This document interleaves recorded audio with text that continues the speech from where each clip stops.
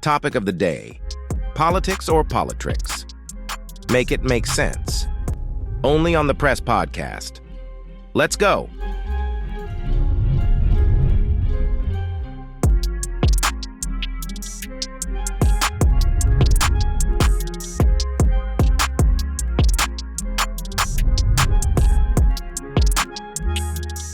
This episode of the P.R.E.S.S is sponsored by the e-firm Don't Let Your Loved Ones Become an American Prisoner. Visit us at efirm.org. Peace and blessings, America. Today I have a special guest up here. As you know, we coming to you from the P.R.E.S.S, the P.R.E.S.S, which is the Prison Release Education Sanity Series. And on this podcast, we get very serious in order to educate the people into freedom of the mind, because we know that mental incarceration is where physical incarceration follows, because the first form of incarceration is mental. With me today, I have my guest up here, which is Mr. Patrick Booker. I'll let him introduce himself to the people real fast. Very well, I'm Patrick Lee Booker. All right, and this is a very sharp brother, one of my friends. I consider a brother, though, like a brother, because I met him through a brother, and we have that kind of unity when we come together for one common cause to try to make things happen on an educational level. As you know, on the P.R.E.S.S, we talk about politics, religion, economics, incarceration, mass incarceration. In fact, we get into the dynamics of history and different things that is affecting our present in order to move forward in our future successfully. Mr. Booker here, he has some things he's going to share with you on his view on why he chose to rewrite the Constitution. And I can understand his plan very well, and I hope you can too. So let's get right into it. Mr. Booker. Yes, sir. All right. How was your drive, man? It was pretty interesting, man, you know. All right. That's good. It was an interesting drive. That means you learned some things on the road while traveling. Sir. Yes, There's some thought perspective and things like that, huh, see? Indeed. Okay. 8 hours of driving, we'll get it. Yeah. So, you know, we communicate pretty often on the phone. You know, you drove up here to Virginia from South Carolina to be on the podcast to, you know, speak your truth. And your truth is very relevant for people to understand, because those who don't know about the Constitution being written in 1787 and going through its ratification processes, a lot of it may not have actually represented us, the people, as the people may think. So he's going to give you some real clarity on his purpose of addressing some of these things. So what is writing the Constitution all about for you? Yes. First and foremost, thank you for the opportunity to be able to speak on such a very unprecedented and historical issue. A lot of people hold the Constitution of the United States sacrosanct, and they do it for a good reason. However, when we look at reality, we deal in truth. We look at reality, deal in truth. The Constitution espouses a lot of aspirations and goals that people in a democracy would want to live up to. However, when you look at it underneath and you get down to the nitty gritty of it, you will realize that the foundational document itself is unpure. It was born out of evil seeds that caused a wound that has never healed. And that is reason why people of my skin hue and we suffer so much because of the inequalities that were perpetuated in that document. And I can tell you why. The historical evidence is this. The document was created, the Constitution was created in total secrecy, right? To the exclusion of women, first and foremost.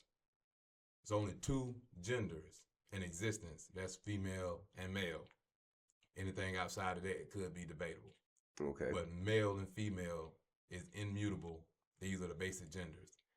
And there was only one gender involved in that political process. So that makes it sexist. And that gender was what? White males? White males. Okay.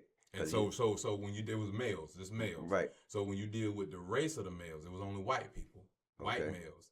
And they was landowners. So that landowner may put you in a class.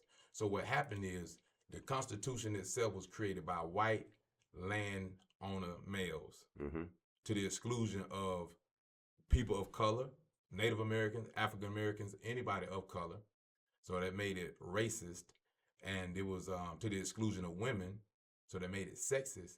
and to the exclusion of anybody who didn't own anything. If you was poor, your voice don't matter. That's right. So you don't count, and so That's that right. made it fascist. How do you? And so basically, today you see that as being relevant even to this day. If you're poor, your voice really don't matter, even Yes. though they have voting polls and things of that nature. Unfortunately, so. Okay, I can agree. I can concur with that because if you understand, George Washington, white male, James Madison, white male. You know, you could go into Morris history as well, white male. These individuals that surrounded building this Constitution and promising a Bill of Rights to states in order to get them to actually sign into this Constitution. Because if you know your history, you know Virginia and New York and a few other states would not sign into the Constitution at first sight. They had to go through process of ratifying this Constitution to get these states to agree, and they agreed based on certain terms. Madison, who was also from Virginia, promised to produce a Bill of Rights after Virginia would sign it. New York refused to sign it before a Bill of Rights. They were still bucking. So, you know, and you have to question, why was this even a debate?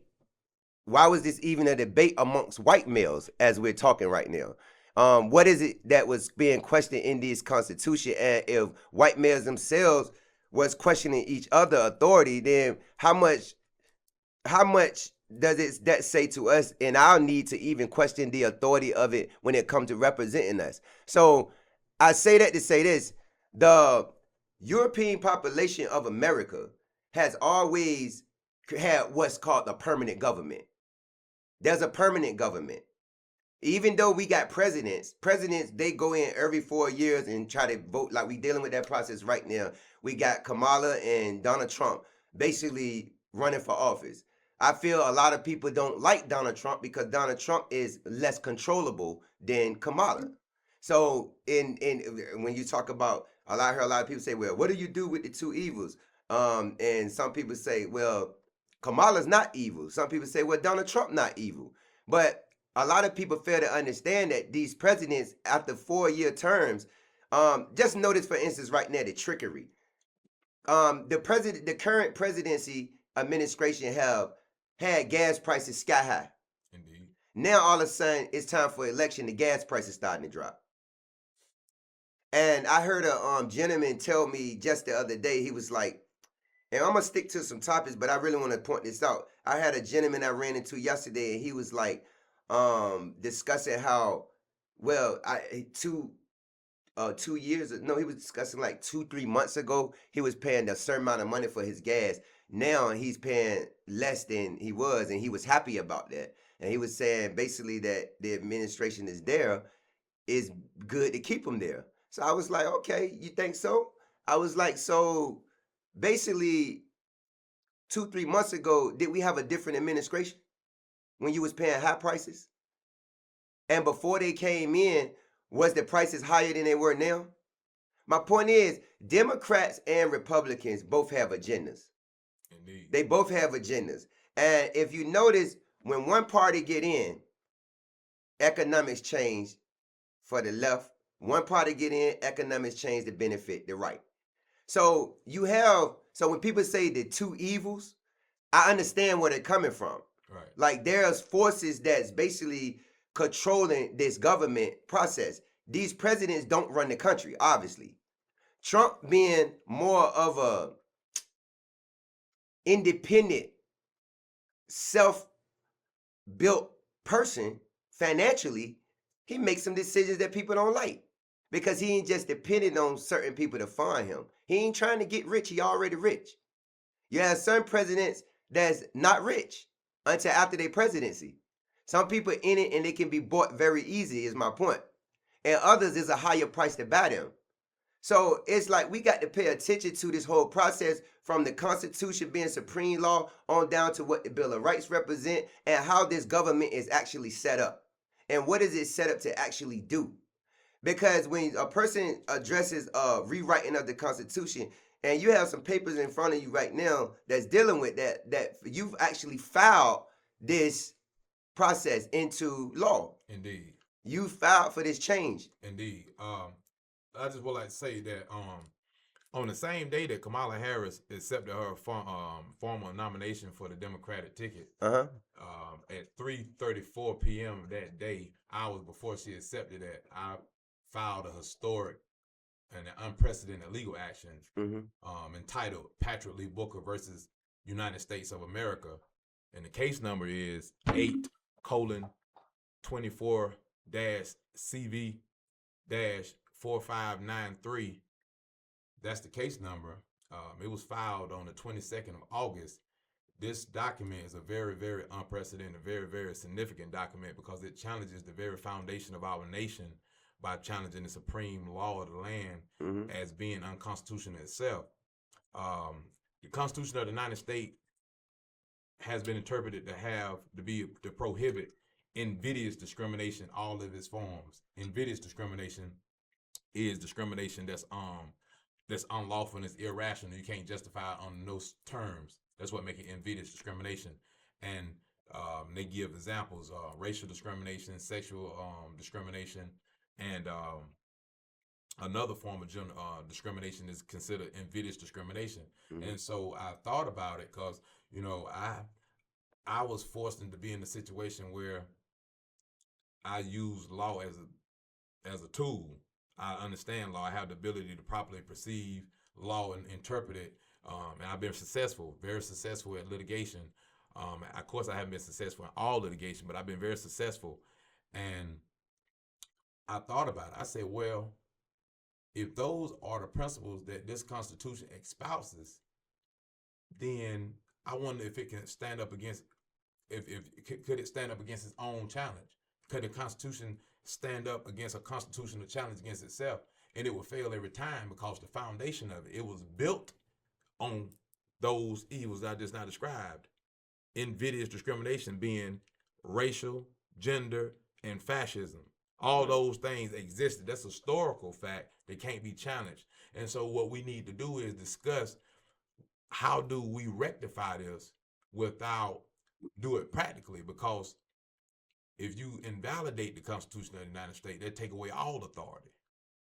They even take away the judge's authority, Article 30 authority. Because everybody's practicing under that supreme law. That's how they got it set up. Every officer, executive, judicial, legislator, have to swear in that oath to support, preserve, and defend it. So therefore, that puts you at the question of how is they going to be able to resolve this? Because they have a conflict of interest, because their sworn duty is to support and defend this Constitution. So a challenge against it would put them almost at odds, even if they can see the truth of it.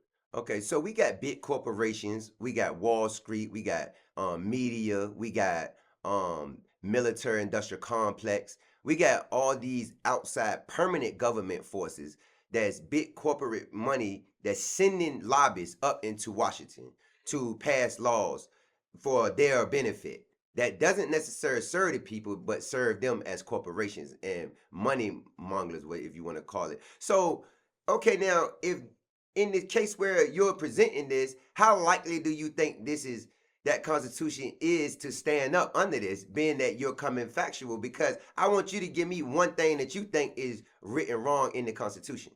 Oh, of course. That you want to rewrite.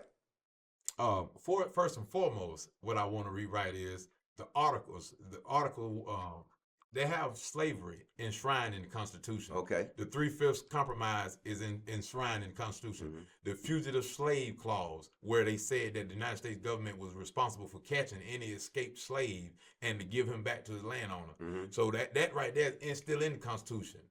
You got to take that out. Okay. You got to take that out. Okay. Because you still saying that I am only 3/5 of a person. We are only 3/5 of a person. That's in this Constitution. Facts. That's never been taken out. Facts. And there's things that I disagree with as well, and I do think beyond just ratification, some of it need to be totally annihilated. Indeed. It need to be and for instance, like when you think about black people having to be reapproved to vote every 25 years or so, you have it. That's totally not freedom. Can I speak to that? Go ahead. Dealing with voting. Go ahead. All right. So they will have us wrestle with voting. They'll say that voting is a privilege. It's not a right. And so we had to fight for it. Say, oh man, it's a right. Right. Voting is a duty, right? Your civic duties are to serve on juries if summoned, to serve in the military if drafted, to pay taxes if taxed, Mm-hmm. to follow the law and the vote. Those are your civic duties. Those are your duties. Guess what? If they summon you to serve on that jury and you don't go, they attach a penalty to it. They kind of coerce you to go. Right. If you get drafted into the military and you don't go, they attach a penalty to it to try to get you to do it. If you don't pay your taxes, they're gonna serve a penalty. But if you don't vote, that's a civic duty. We just named all. If you don't vote, there's no penalty attached to it because they don't want to compel you to vote. Because if you vote, if you force everybody to vote, which they're supposed to, because if you look up what a citizen is defined as a member of a political community. Facts. That political community is of that state. That member has duties and rights. It has duties and responsibilities in order to be able to exercise its rights and privileges. Those rights and privileges be your fire services, your EMS, your 911 services, your trash disposal, all this stuff you think you're getting free, you're getting because you're playing a part of the system. You're serving on juries. You're paying your taxes. But the main thing is voting. That determines who play in the game. The voting is the main thing because that determines who the key players are. Right. And they don't want you to vote. So they won't put no penalty against it. And that's true. And they're going to have you arguing about your right to vote. As long as you argue about your right to vote, you're going to miss the fact that you duty bound to vote. Everybody's supposed to vote. And if you don't vote, it's supposed to be a penalty to force you to vote. Because what that would do is that will force all persons to become involved. Yeah. And you don't want to select the wrong person. So you're going to pay more attention to these elections now because I got to go down here and vote. I don't want to vote the wrong person. They don't want that. But relative intimacy was always a good thing between whites and blacks as long as blacks were slaves. But when they became citizens and they had pencils and ballots in their hand and paper and started to educate themselves and become a challenge to political decisions and economic decisions, existing with blacks became a problem. A major problem. So this is not something that should be ignored, and the addressing of it is very, very vital, and it's a necessity because somebody have to start to pay attention to these issues beyond just putting a president in office every 4 years or giving them a second term, which runs the 8-year term, and then somebody automatically having to go in there after that term. Somebody have to pay attention beyond who's president. There has to be some attention focused on not only who's president, what is these presidents making decisions based on? And what are they, go ahead. One of the wrong things that they're doing is, first and foremost, if there's dirty water, if you got a water fountain and you activate it and the water comes out, if there's any dirt in that water, you can pretty much say that the water is dirty. How you going to get clean and dirty water, clean water from a dirty fountain? Right. So if your foundation is dirty, the system dirty. Right. So that man or that woman, it's not been a woman yet. They want it to be a woman now. When they swear that oath to support, defend, and protect that Constitution, I will say this. Unfortunately, this document is white supremacy. You looking at white supremacy when you look at the Constitution of the United States.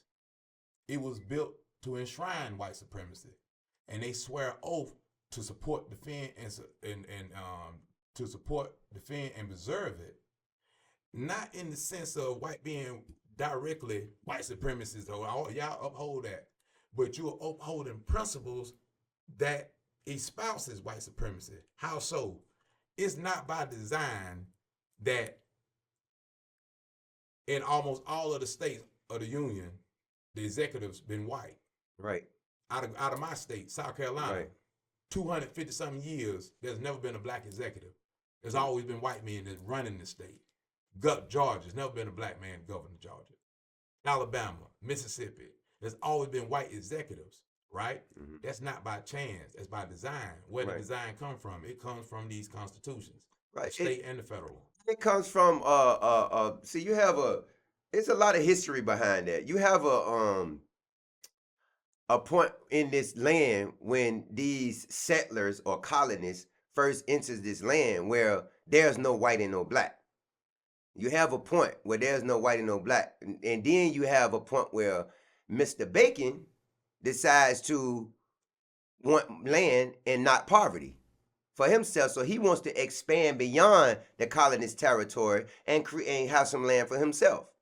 That he says available land this route. So I'm gonna get this land over here. And he don't do that by himself. He create what's called the Bacon's Rebellion in 1676. And so when this Bacon's Rebellion is created, where you have not only Mr. Bacon, who is a European, this European has black people with him, white people with him. All these people that's in poverty is with that. Yeah, let's have some land for ourselves. See, some white owners got smart. The white colonists and settlers that was here colonizing this land, they got smart. They said, okay, they gonna rise up against us. How do we control this? Let's create a category. Because a white man didn't know himself as a white man before then in America. It was basically class or category. Yes. And status. So basically, that racial element was created.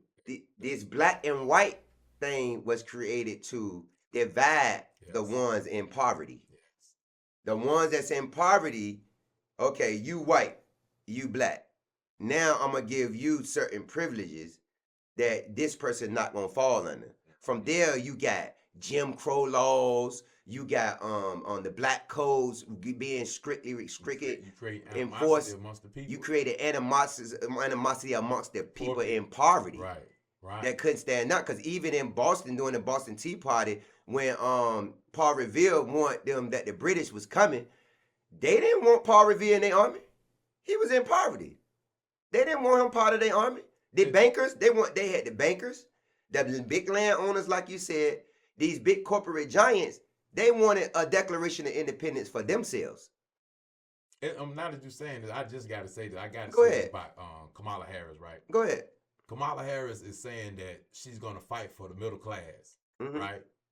But what about the class that's beneath the middle class? What about the poor? What about the poor people?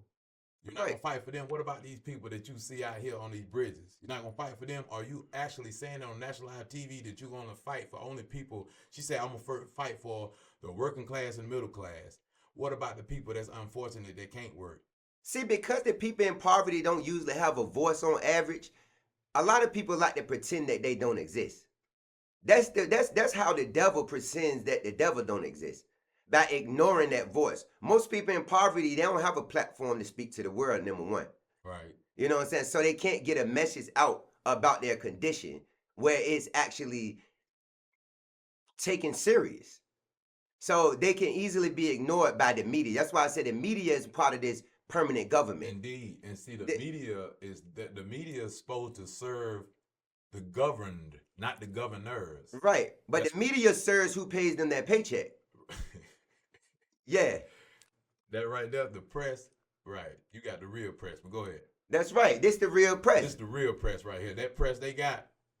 Right. That press they got is, now Donald Trump say fake media, fake news. That's right. I have to imagine that he's telling the truth on that. I have to respect him for that. I know for a fact that they select what they're going to publish. They do not publish everything. It don't matter how significant it is. They only select what they only publish what they want to select. Facts. What they want to publish. Yeah, so that right there makes it fake because it's lying by omission. If you got to tell the truth, the whole truth, and nothing but the truth. If you don't tell the whole truth and nothing but the truth, you get to saying, okay, this is part of the truth, and don't tell that truth, you still lying. And in this instance, there are several things, especially dealing with me myself, legally that's going on that's supposed to be all over media, social media, but they will not broadcast it whatsoever. Yeah, exactly. Certain things are going to be kept hidden because the one thing that the devil don't want is for the people to become awake. If you wake the people up, they're going to ask questions. A sleeping man don't talk. Right. Yeah, he ain't going to ask no questions. He sleep. He might open his mouth to let the air out, and while he's snoring, sleep with his mouth on, but he ain't asking no questions. Right. Even in a bad dream, he ain't questioning nothing. He just sleep. So you wake the people up, they start asking questions. Well, let me tell you something real quick. Mm-hmm. So not only is this document challenging the Constitution of the United States, because what you always say on your show is you say you can't just talk about a problem without offering a solution. Facts. Because that does Facts. anything. That I just believe that wholeheartedly. right. You always talk You about just it in your ruling show. your mouth. Right. And so this document don't just make a complaint. It offers a solution. I have what is the antithesis to Project 2025. It is Project 2028. And it is also proposed to support it, a new constitution of the new United States of America. It's all in this. And the court system have it in their hand right now.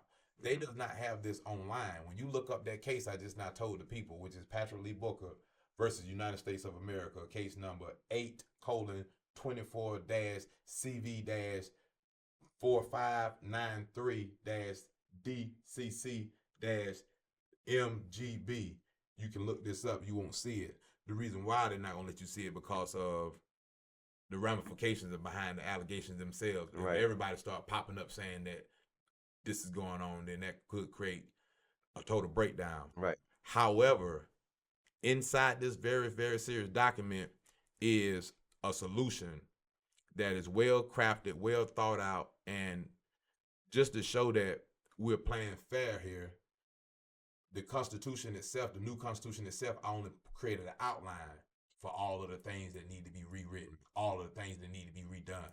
Not that I actually rewrote it itself, because that would exclude other voices who say that, who would want to have a participation. What we want to do is we want to build a national conversation Right. on this issue, and then we can build a consensus, Right. coalition of people voicing their concerns about what they would like to have in a new constitution Facts. for a new United States of America. Facts. Because the goal is not to dismantle the system to the point where there's no order. Right. The No. goal is to establish a correct order. There you go. That's the goal. And see, I want people to understand that, because a lot of times when you talk about challenging something that's already in play that people have become comfortable with, familiarity is like you that what you used to is hard to break. It's like a habit. And people will become afraid. That's why I agree. Say they scared of change. Right. And so when they see this, they'll say, "Oh, this is radical."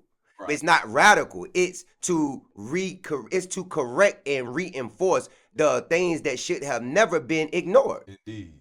Because there were things that were ignored. If you go back to the Reconstruction era, you already know that if you know history, during the Reconstruction era, blacks was building. They was building. They had came up out. They had the troops protecting certain rights. Can we build on that for Let's build on it. Can we enlighten the people? We're going to enlighten them on it. Okay. So this is my understanding. My understanding is that in 1868, at the end of the war, after the Emancipation Proclamation, that General William Tecumseh Sherman, I can't never pronounce his middle name correctly, but William Sherman. William T. Sherman. Uh-huh. All right. He was a federal general up under Ulysses Grant. Right. And he was charged with basically meeting with the black leaders, the local leaders in Washington. They met in Savannah, Georgia. Out of Washington. They came out of Washington and met in Savannah, Georgia. And they spoke about what was the needs of the black people. And those black leaders, which was pastors and deacons at the time, said that we needed land. We need land. Because think about it. If you kidnap somebody or you remove them from their homeland, you bring them over to your homeland as captive, and then you say that they're free to go, but there's nowhere on your land that they can have, then they ain't really free. They still under your command. They're still under your command. Which is why how sharecropping and all that became such a lucrative business for Caucasian Europeans. But that was wrong. And a headache for blacks.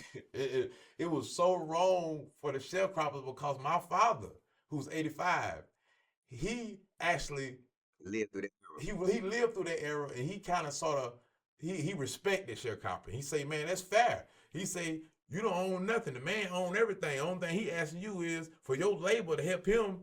You use his tractor, you use all that, and you give him part.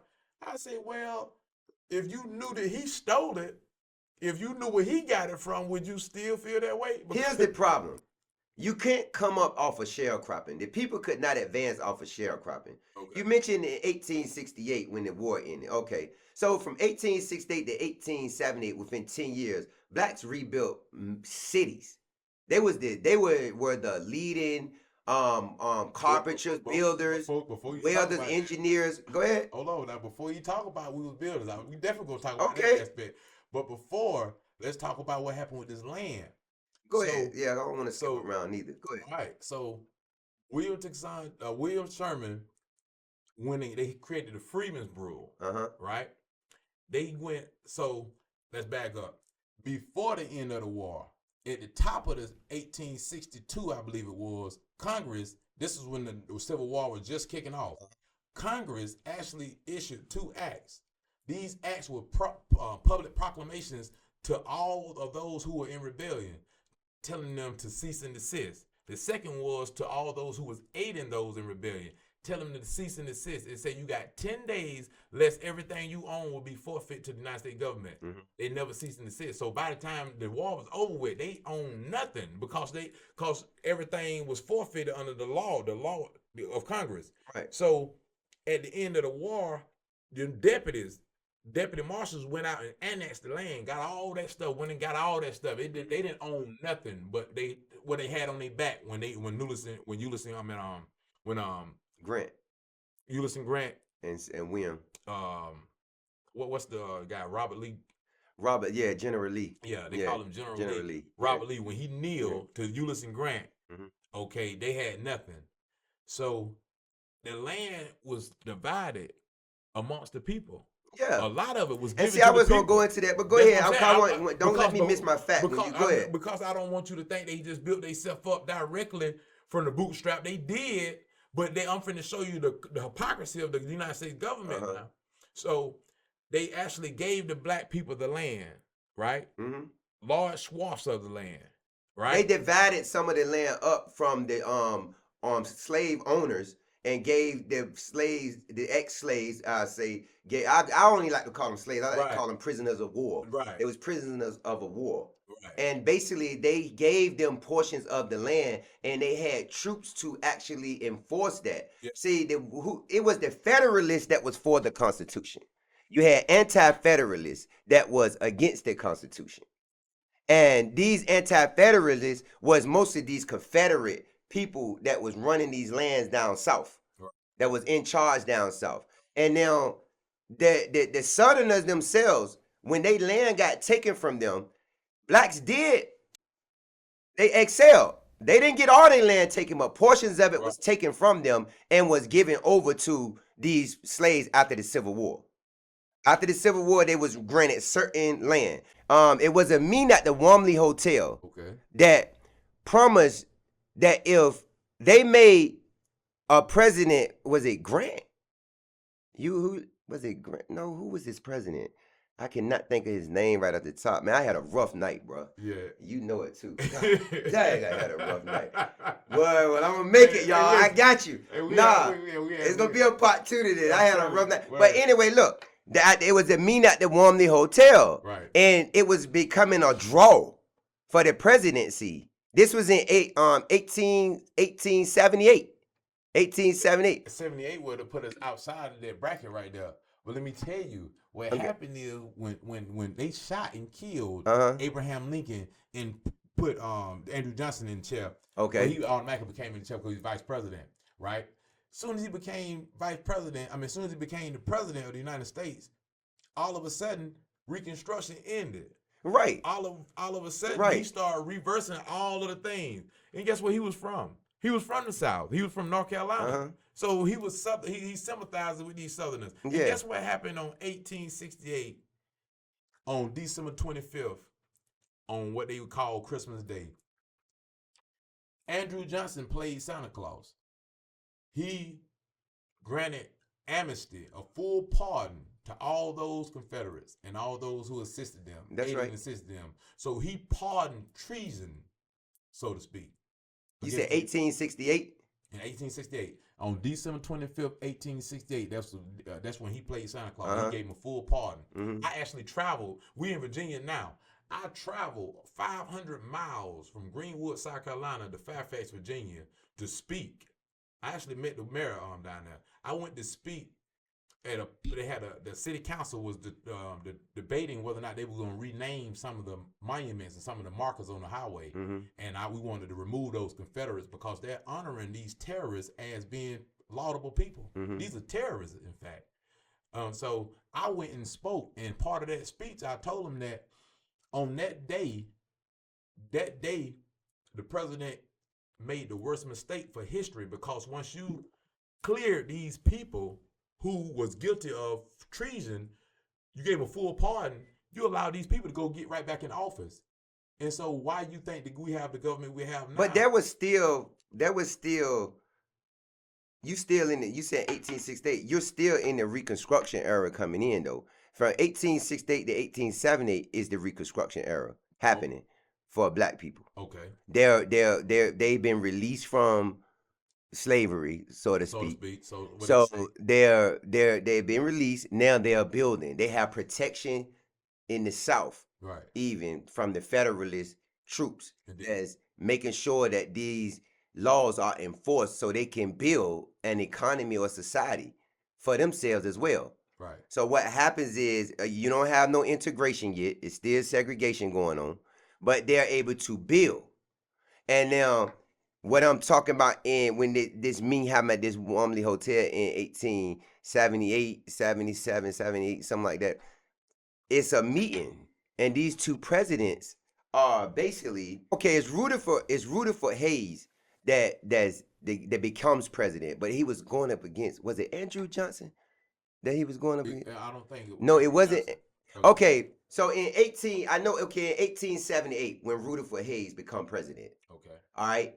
Rutherford Hayes had a tight presidential run. And he wasn't necessarily going to win. It was the Republican and the Democrat parties was at battle, basically, on who was going to take over the presidency. And it came to the point where no decision was being made. And it scared Europeans, got scared. These big money owners and stuff, they got scared. And they said this country about to go into a war, another war, a civil war. This country is going to go into a civil war if we don't make a decision. Wow. So Rutherford Hayes was only given the presidency because he agreed to remove the troops from the South. He agreed to remove the troops. I think it's Rutherford Hayes, right? I think if you look it up. Oh yeah. Oh, I thought you looked. Don't worry about it. Yeah, it's Rutherford Hayes. He was, but I can forget who he was running against. He was given the presidency at the agreement of him removing the troops from the South that was protecting the slaves during the Reconstruction era. And so during the Reconstruction era, once those troops were removed, all that land that had been given to the blacks, all that land was taken from them. All that land was taken. That 40 acres in a mule, promise and all that was just swept under the rug. I heard a young girl ask Kamala at a debate recently, it was like, what are you going to do about the 40 acres? What you think about 40 acres in a mule, this and that, and basically what you think about reparations. And I heard the young girl answer, and she started answering the question. Of course, they always got an answer for you. But I'm like, anybody who wants to ignore reparations, and I'm not saying that blacks don't have the opportunity to excel and become entrepreneurs and make money. I'm an entrepreneur. Right. I taught some disloyal people how to become entrepreneurs, and they ran with the entrepreneurship. Yeah, they ran with it. And I've had to basically daggone near put them in a civil litigation situation because of they're trying to take businesses from me. So, and basically I'm still in the process of some of that stuff right now because people are disloyal when it comes to money. But some of this disloyalty comes from never having their reparations. Right. They have a poverty-stricken mindset that I got to get mine. There's no us. There's no we. It's just me. There's no, and even down, it ain't just the Me Too movement I'm talking about. I'm talking about the psychology of Americans on average. It's a me society, not a we society. Right. So their mindset is to take in reparations as far as how it affects the black community, about not getting it after building up this country. it definitely affects the way we're able to educate ourselves, because if you don't have the proper economic floor base, you ain't gonna be able to build no schools for yourself. Right. You ain't gonna be able to really affect politics on a certain level, because you can't fund who going up there as lobbyists to speak for you and to help write in laws that benefit your cause. Right. You can't control media without no economic floor base. Right. You can't control the court system in your city without an economic floor base. You can't control the police forces without an economic floor base.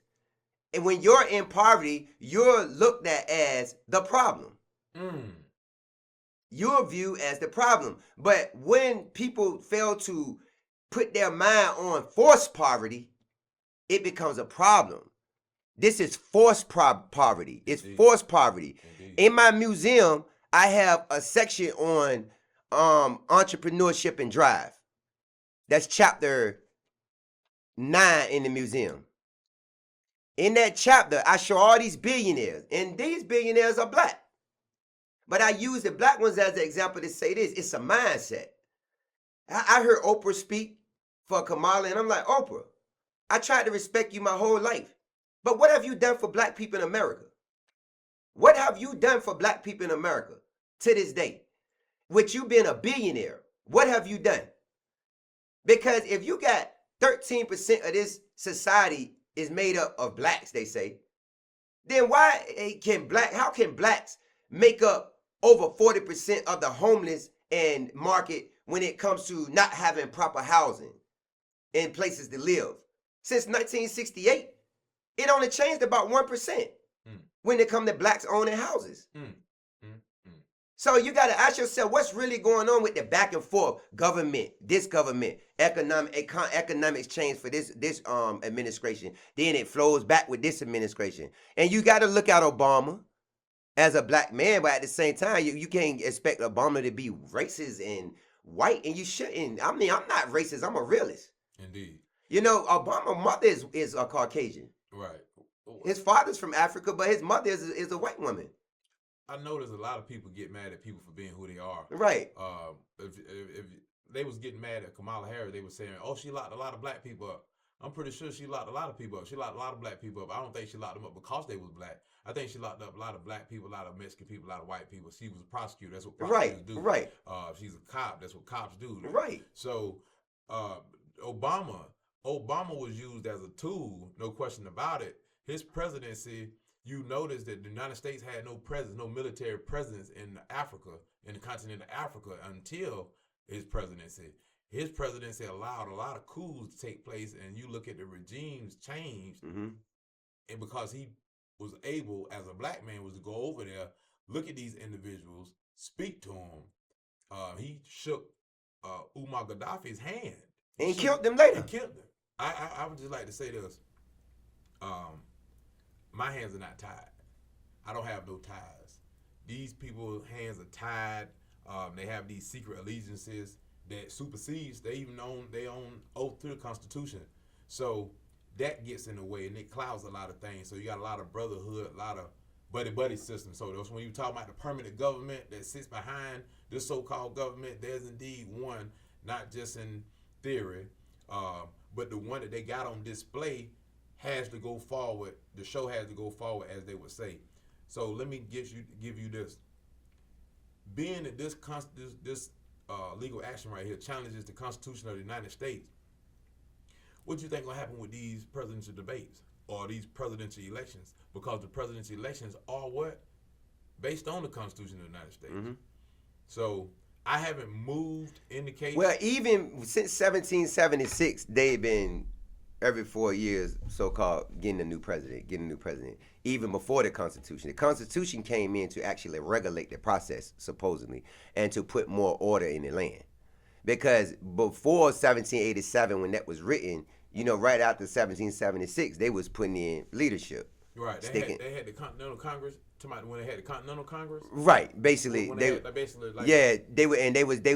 was in the process of trying to establish order on the land, because it's not like things change overnight. Right. But after around 15, 20 years or so, you had this Constitution presented by written by James Madison, And the body of it, basically, the administration behind it was George Washington's body of administration that was behind James Madison writing this Constitution and enforcing this stuff upon different states.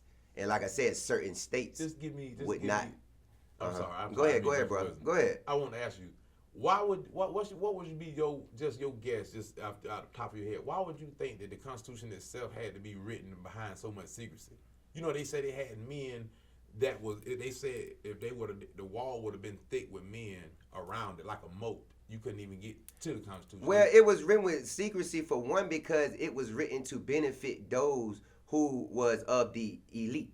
A lot of people don't want to believe. I even heard Judge Joe Brown recently say there is no white supremacy. I heard Candace Owens say there is. If I'm not mistaken, she said something about there's no white supremacy. There's no white supremacy. Yeah, some people don't like when you held that book up right. and you said this is white supremacy. Like when they saying that, I think what they're trying to say, and I'm not trying to defend them or nothing like that, but I think what they're trying to say is that there is opportunity for black people if you learn to think. And by thinking that these people have some type of supremacy over you, you basically demoralize your ability to think.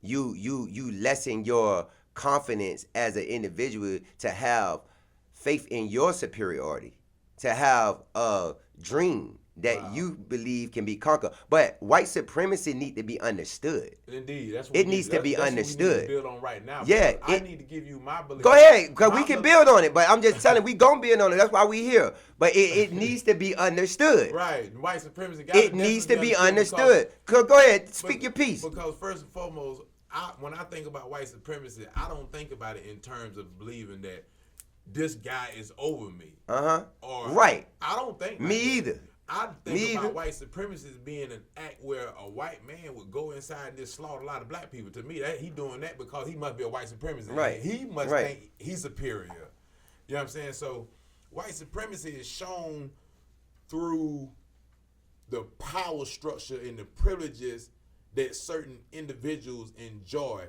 Those are your examples of white supremacy. White supremacy, just because a person has opportunity or a person gets opportunity, or just because an able-bodied individual who have a sound mind likely has an opportunity, doesn't mean that white supremacy does not exist just because the opportunity exists. Right. You can't conflate the two. For instance, when Trump says black jobs, he says the immigrants are taking black jobs.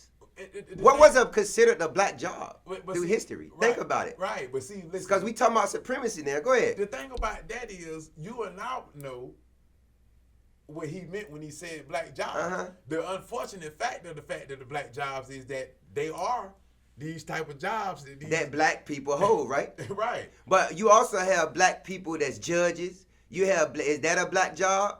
You have black people that's engineers. Indeed. Is that a black job? Right. But for a certain time in history, black people did all the building. Indeed.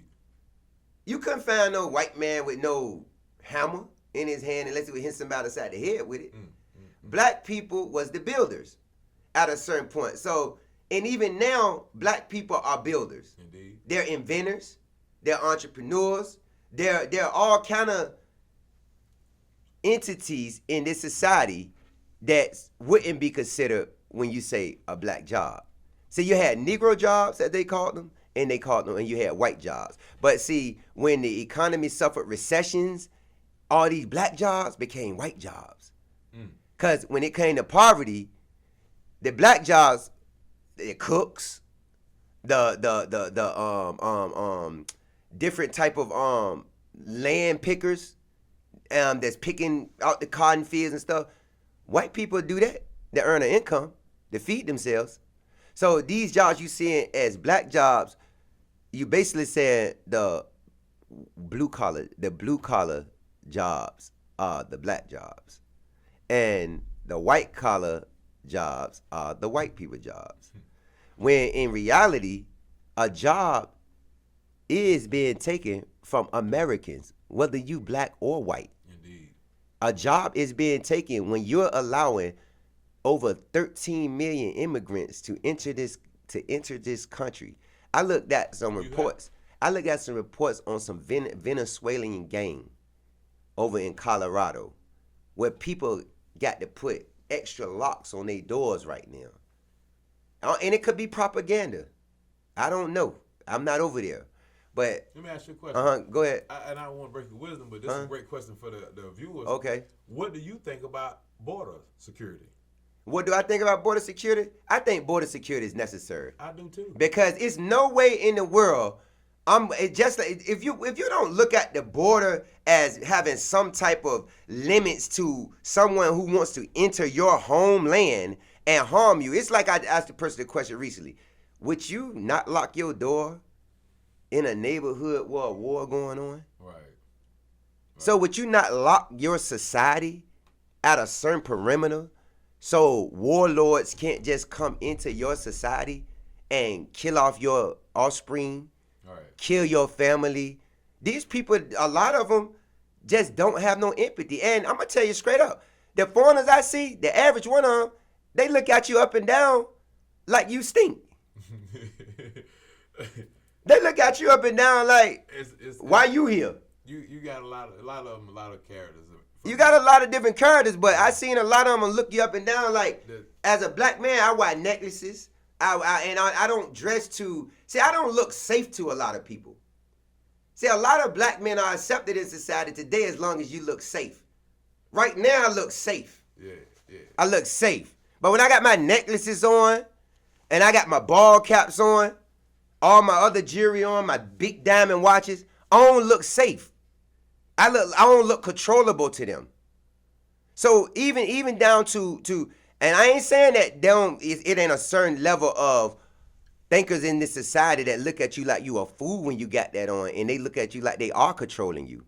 But at the same time, you take the average person walking in that grocery store, and they look at you like you got all that jewelry from hustling in the streets and having some gang members out there working for you while you setting up in the cut, enjoying the fruits of their labor.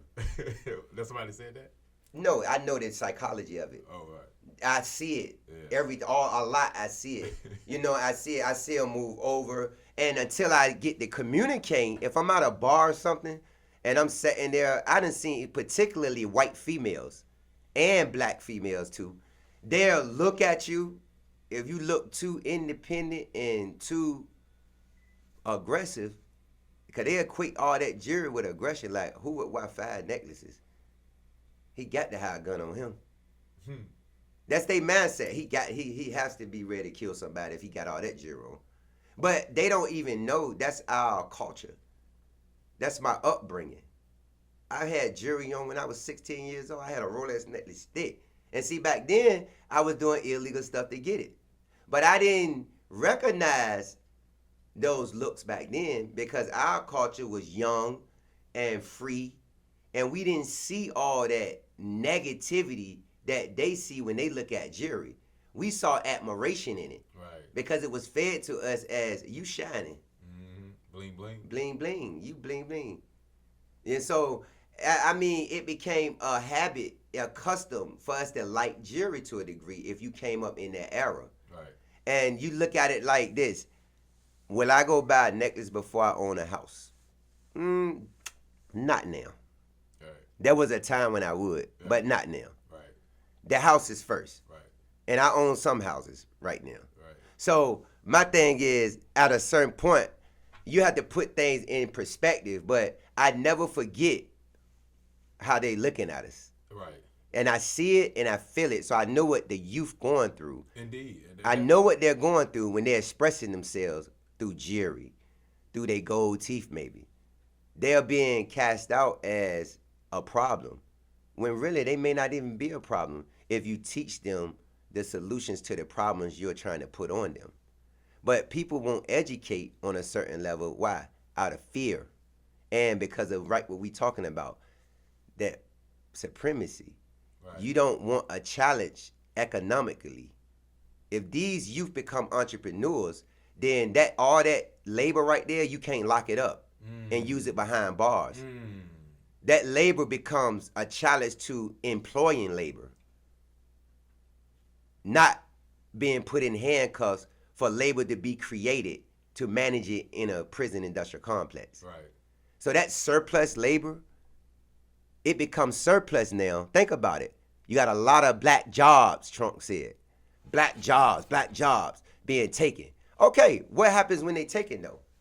Now you have a lot of unemployed labor, which is considered surplus labor.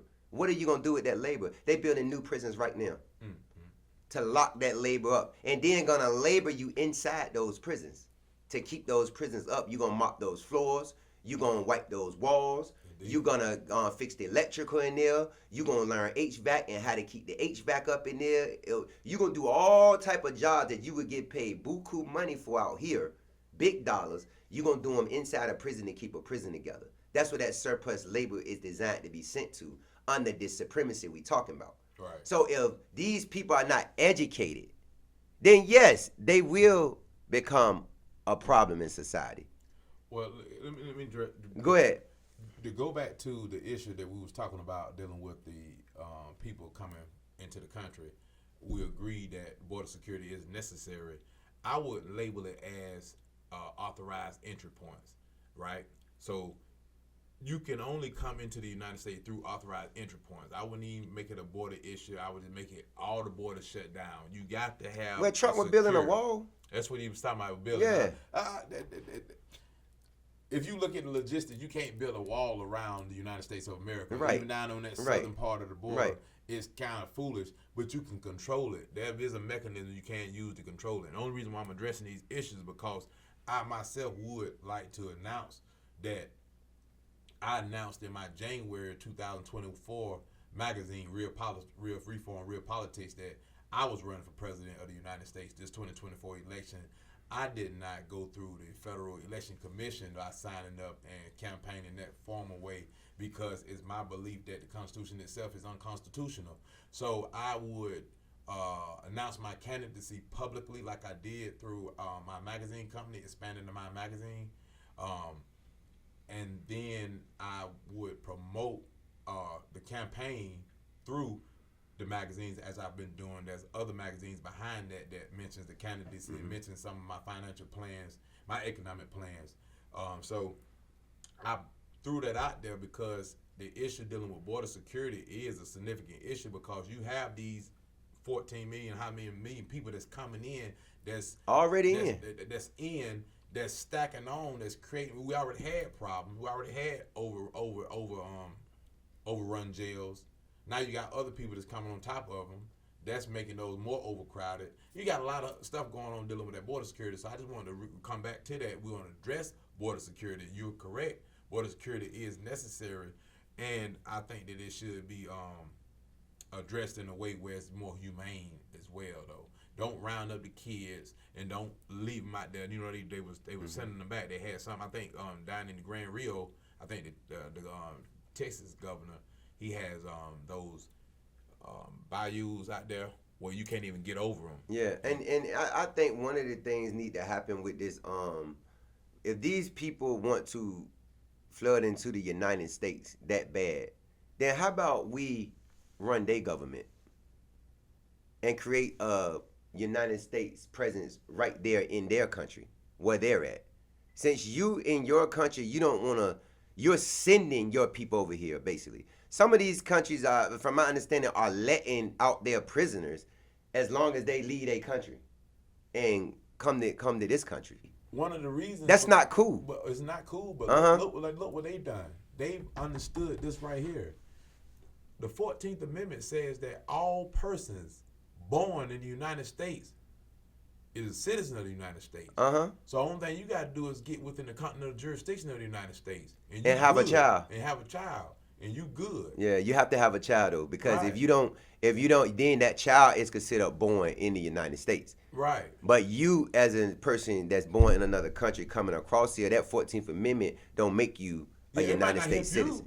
But your child becomes a United States piece of property. Right. And they're doing that, and see, they're being given the resources to do it. These people are coming into this country and they don't even have to apply for help. They just giving it to them. And they giving it to them because they under the guise that they are a refugee. This is aid. They're giving the aid out. But let's talk about the fiscal responsibility, the fiscal irresponsibility of our politicians. Right. Let's talk about that. Let's get to that because that is a big issue. And that's partly why it's happening. If you arrest a person for having, we want to use drugs, we theft, something that would have total value cost $250, still in the calculator, whatever. A person can get up to maybe 3-4 years for grand larceny. In California, it costs over $165,000 a year to imprison a person. Mm-hmm. So if that same scenario happened in California and that judge gave him the max, gave him 5 years for stealing the calculator. For stealing the calculator where the max value is $250.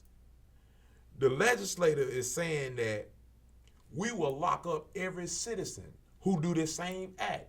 And we will force you guys, to pay for it. To pay for it. Yeah. It's going to cost you guys quadruple what he stole, the total value. Right. He only stole the $250. Right. But it's going to cost about $250,000 to house him. Right. And that don't make sense. It doesn't make sense. At all. But a lot of it don't make sense. And the thing is, they're not trying to make sense out of it. Because as long as you can have... See, the devil want confusion. That's how they move. They move our confusion. Anybody with a devilish mentality, they want confusion. Because when you're confused, your clarity is blocked. You can't think 1 + 1 is 2. You looking everywhere but at the real issue. You looking at everything but the real problem. You're not getting down to the real problem, which goes back to all this money and these billionaires on this wall. And you got less than 400 million people that make up America. How you got less than 400 million people that make up American society, but you got one person with $1 billion? The money don't make sense. Poverty don't make sense. But my point is, no, this not one. Yeah, you're right. And what I'm trying to say is, we got multiple billionaires though. Yes, a lot of people can give a lot of money up. Right. So if we can take 4, and no, you can't give each one $1 million. No, but you can give $400 million to 400 million people in poverty, and you still got $600 million for yourself. Indeed. All right. Now that $400 million can create a situation for these people that's not considered poverty, because you can $400 million, you can build a lot of properties and create a lot of food industries from buying land to serve these people. You can't tell me you can't create a society off of $400 million. I know you can. Right. Listen, you got to listen to Book of Balls. You hear that playing there. I know you can. Right. You can create, if you understand currency, because it's not like you're giving $1 million to each one of these people, but you're giving $400 million to the poverty of these people. And the thing is, you're not giving it all because everybody not in poverty in America. Everybody not in poverty. I'm just using this as an example. Mm-hmm. If 400 million people or less make up the United States of America, then how in the world can you have one person with $1 billion in their account and you still got poverty? It don't make sense. Because you could take 400 million to give to that cause of those group that have that's stuck in poverty and feed them, clothe them. But like when you say it don't make sense, you right, it don't make sense. But what you say, it's confusion. But if you have confusion and they coming and stepping in and so-called bringing order out of that confusion, we looking at them as being the authority figures, when really they are the ones that's messing up the situation. All right. What you were just talking about dealing with that financial irresponsibility. Think about the financial irresponsibility of some of these laws that they enforce that they shouldn't even enforce. It shouldn't even be on the books no more, but they enforce it. Right. But let's talk about these laws that they don't enforce. They don't enforce crimes against morality. If you see, when you look inside the criminal code, they got them codified. Offenses against property, offenses against person, offenses against justice, offenses against morality. right? The offenses against morality have a whole list of crimes. One of those crimes is, in my state, South Carolina, fornication and adultery are crimes, right? So if you having sex outside of marriage, that's fornication. That's a crime in my state. If you have sex with somebody who is married, it's a crime in my state, right? So you never see the governor, you never see a solicitor talking about, we're prosecuting this or we got there, never prosecute that. But that's not the issue I want to point out. This is what I want to point out. In school education, when you are educating those children, you always tell them not to have sex. And if you do have sex, have safe sex. Here goes some contraceptives. Well, why don't you tell them that in this state, I don't know about it in this state right here, but I know in my state, why don't you tell them not only is it is ill-advised to have sex at this young age, but it's a crime as well. You'll be a criminal. If you do it, you subject to indictment. That's what the law say. The law say anybody who engaged in that, they define what adultery is, they define what fornication is. Basically, fornication is basically cohabitating with a woman outside. You just run around outside of marriage. You just having sex. Just having sex. In South Carolina, that's an actual crime. It's a lot of people guilty of that crime. I'm not seeking to get them prosecuted. What I want to point out is, how is it that you are pointing the finger at so many people when you know that it's a lot? Like my father said, son, you got the caught and the uncaught. So you saying enforce the law? No, what I'm saying is, if you're going to be tough on crime, be tough on crime, but be tough on crime across the board. Don't do the selective prosecution. Oh, we tough on crime, but stuff that you know your staff is guilty of, you let it slide. You letting it slide. Like, you know, if you start enforcing those laws right there, you go inside the police department, you go inside the criminal justice academy, you're going to see a whole lot of nepotism. You'll see a whole lot of freaky stuff going on, as you will, that's illegal. Right. That's criminal. Right. So these same individuals who put on their fancy suits and they lapel and they make it seem like they're so honorable. And they dirty. And I know it. And I'm not afraid to point it out to them or to hold them accountable. Right. And that's what I've been doing throughout my litigation. I've been holding the government accountable. I learned litigation. I learned my passion for law in prison. Unfortunately, I got in trouble as a youth at 17 years old. That got me 20-year sentence. And it was during that time where I found my natural talent for law and litigation. When I first went to prison, I had no vision. I was still very, very impulsive, getting into all type of trouble in prison. Never aggressive, never anything violent, but just rebellion. You know what I'm saying? If they say you can't have five uniforms, I might have 8 uniforms. I got 2 of them pressed up on the bed, ready to go in case I need to go on visitation. Stuff like that. They write you up for stuff like that. Right. But I want to point out the fact that even though I was in prison, I never let prison really get inside of me. And what I mean by that is I never sought to distinguish myself from those guys in a manner where I was like better than nobody. But I also wanted to let the staff know that I'm not this guy. You can do that to him, but when you do it to me, you got somebody to deal with. I like that. You said you was in prison, but you never let prison get inside of me. Right. And see, I ride on that because I always stress that prison is a internalized force before it's external. Meaning it's a locked up mind state. It's a locked up, incarcerated mindset that leads to the physical becoming incarcerated in most cases. Because if you're free here, you're put order in your life that basically annihilates the potential, at least by a great percentage, of being put in those handcuffs by these people. Unless you're falsely accused of something. Right. Now, that prison, a lot of people go into behind physical, a lot of people are sentenced to physical incarceration. They're locked up. The prison is inside of them before they get locked up, and the prison is inside of them when they exit the prison. Which is why they continue a cycle of recidivism, because they've never released or took a look at themselves and released themselves from that mental incarceration. The only way to release yourself from that mental incarceration is to do what you did. you became a studier of law. Indeed. Whether you become a studier of law, a studier of a million other subjects, you have to study yourself. Indeed.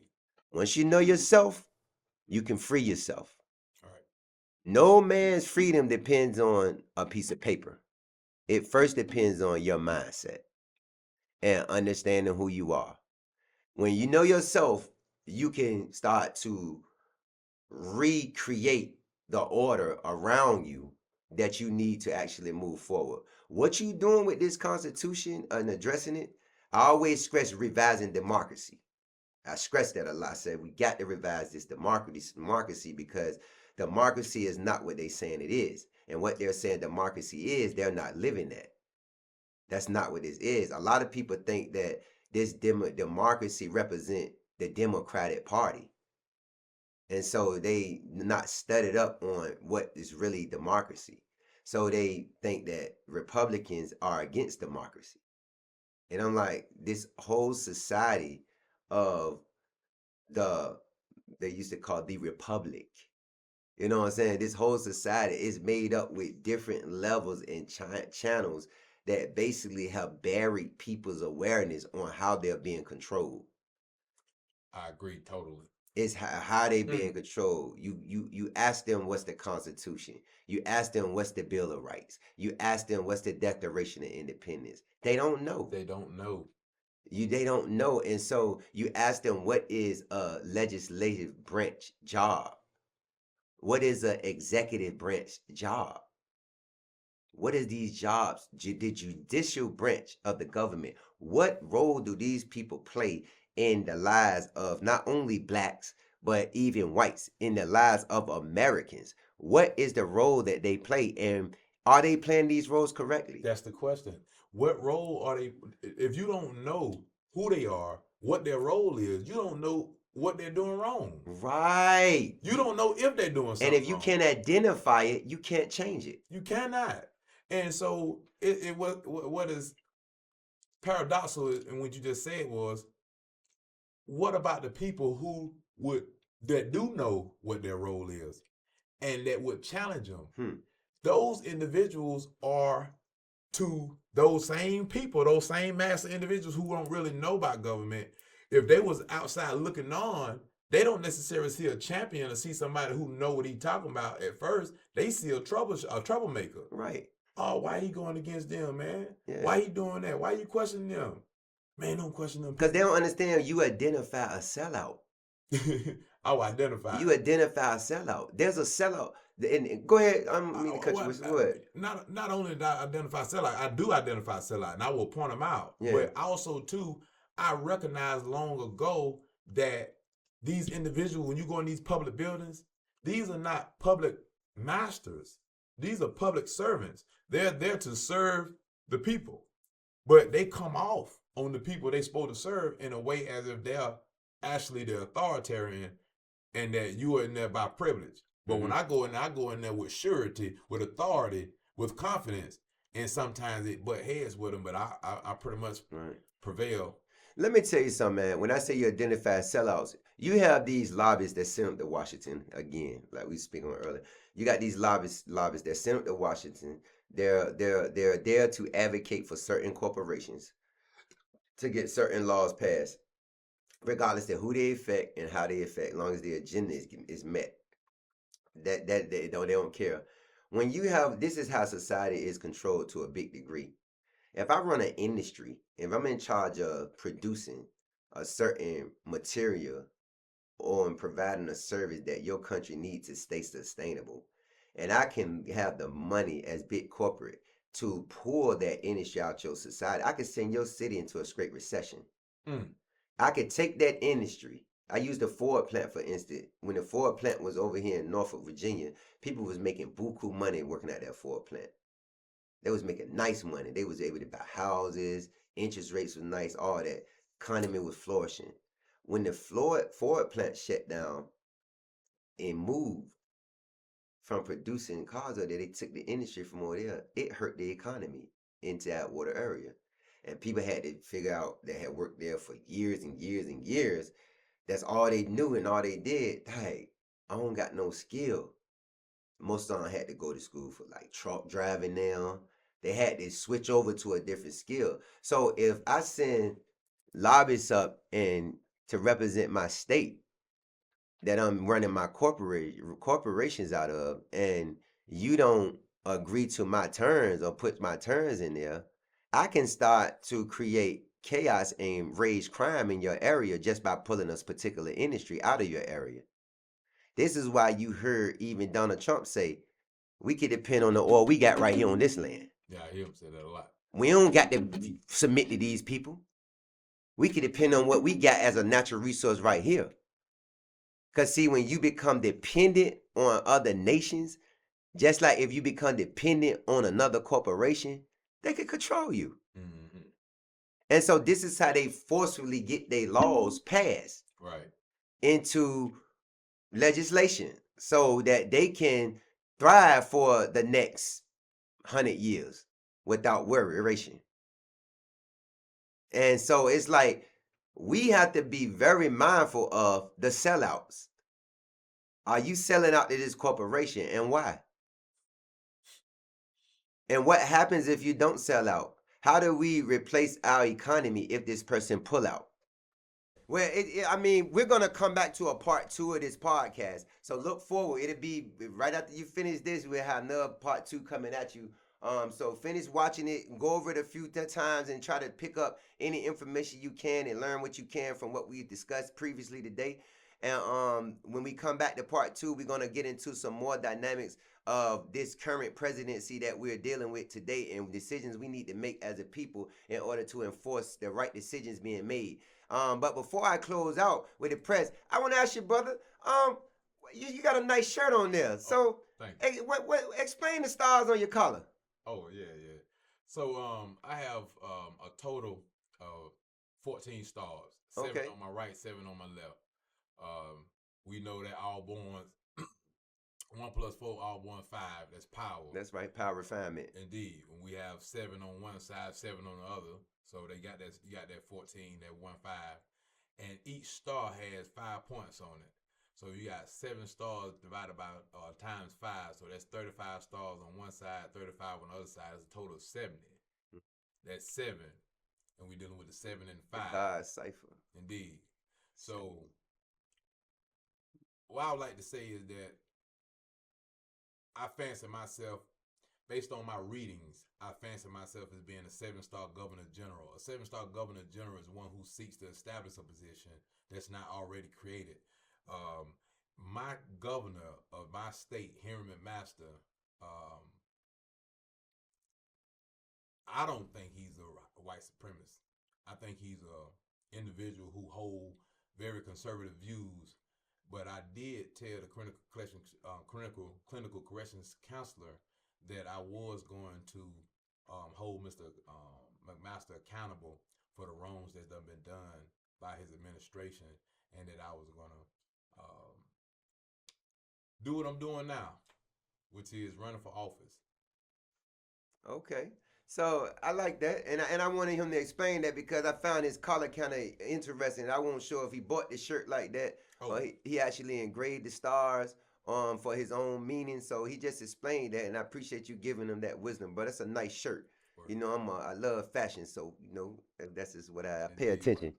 Pretty sharp yourself. I appreciate that. Yeah, but definitely, man, pay attention. Y'all gonna be seeing more of this, brother. We got some things we working on, because not only we rewriting that Constitution, as he, and I say we because I'm with him on that. I support my people that's down for correct change, man. And in the process of rewriting that Constitution, that definitely helps me revise democracy. Peace. Yeah. Welcome to the E-Firm. This museum was crafted to deter humanity from a criminal mind. As you enter the lobby, you experience excellent decor.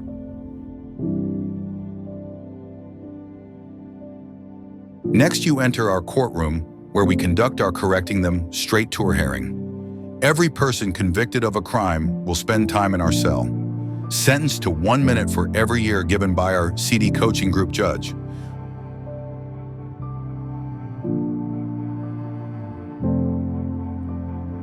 Following their stay in the cell, They will experience visitation by friends and family in the visitation room.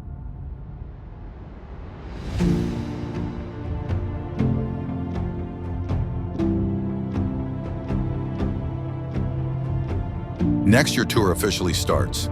Get a first-hand look at how prison life is in the yard and learn how using the phone to call loved ones is not so easy. Then visit the falsely accused and learn how slavery impacted the prison system as we know it today.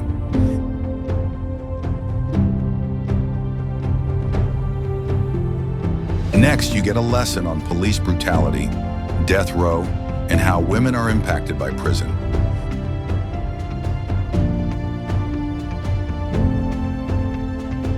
Be educated on the voices that spoke out against injustice, and take a deep dive into prison life and visits from family.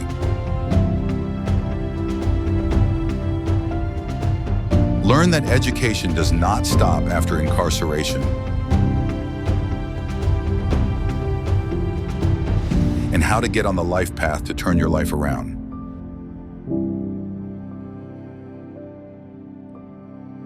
At the E-Firm, we believe change starts now.